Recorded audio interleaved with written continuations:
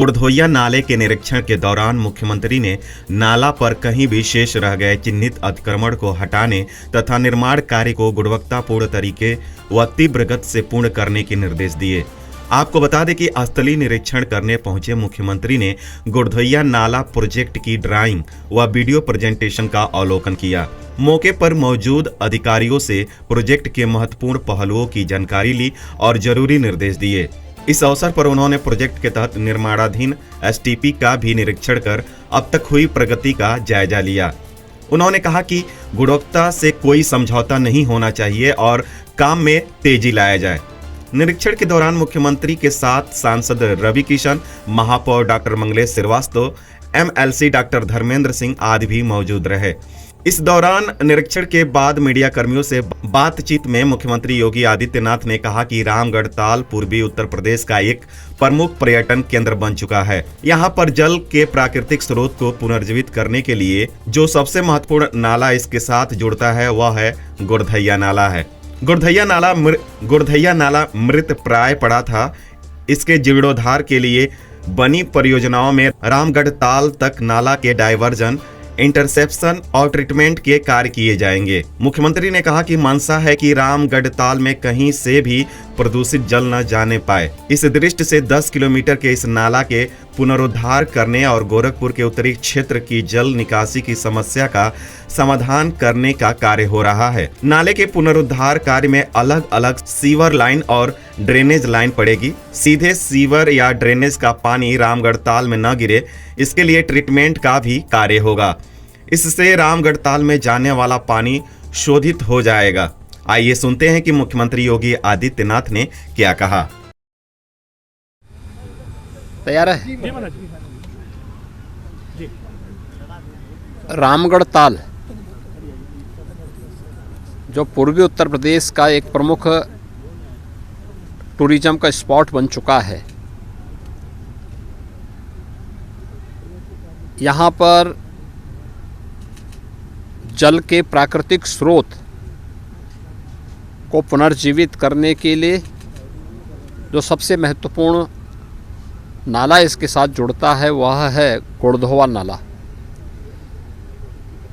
एक प्रकार से यह दब चुका था, मृत प्राय सा हो गया था। इसके पुनरुद्धार का कार्य चल रहा है। ये अमृत 2 योजना के अंतर्गत इसको हम लोगों ने लिया है। इसमें नाले के माध्यम से उसके इंटरसेप्शन का है, डाइवर्जन का है और ट्रीटमेंट का है। इस प्लान को इसमें लिया गया है। इस गुड़धोवा नाले के पुनरुद्धार कार्य रामगढ़ ताल को कहीं भी कोई प्रदूषित जल उसमें न जाने पाए, इस दृष्टि से जो उसके सुंदरीकरण का कार्यक्रम चल रहा है, उस कार्यक्रम के तहत यहाँ पे गुड़धोवा नाले के पुनरुद्धार के कार्यक्रम के साथ वर्तमान में कार्य प्रारंभ हो चुका है, जिसमें लगभग 10 किलोमीटर के इस नाले को पुनरुद्धार करने और गोरखपुर के उत्तरी क्षेत्र के जल निकासी की समस्या का समाधान करने का भी कार्य हो रहा है। नाले के साथ साथ सिवर लाइन पड़ेंगी, ड्रेनेज के अलग से लाइन पड़ेंगी और फिर उनके ट्रीटमेंट का भी कार्यक्रम होगा, जिससे जो भी जल ताल में जाए वह ट्रीटेड वाटर जाए, अशुद्ध, और सीधे सीवर न गिरे, ड्रेनेज का पानी सीधे उसमें न गिरने पाए। इससे गोरखपुर के उत्तरी क्षेत्र में निवास करने वाली लगभग 3.5 लाख से अधिक की आबादी को सीधे लाभ होगा।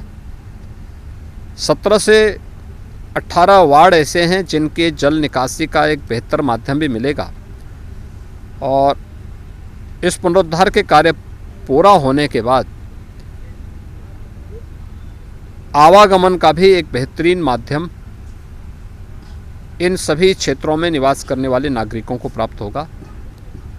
इसमें काफ़ी बड़े पैमाने पर अतिक्रमण हो गया था। अतिक्रमण को चिन्हित करके बहुत कुछ हटाया गया है, कुछ हटाया जा रहा है, जिससे गुड़धोवा नाले का पुनरुद्धार भी हो और रामगढ़ ताल के सुंदरीकरण की जो मंशा है उस मंशा को पूरा किया जा सके। आज उसी का हम निरीक्षण करने के लिए आए हैं।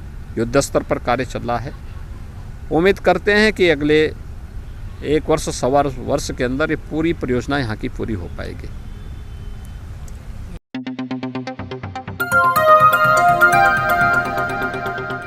बजाओ जरा झूम के बजाओ, बजाओ बजाओ जरा झूम के बजाओ।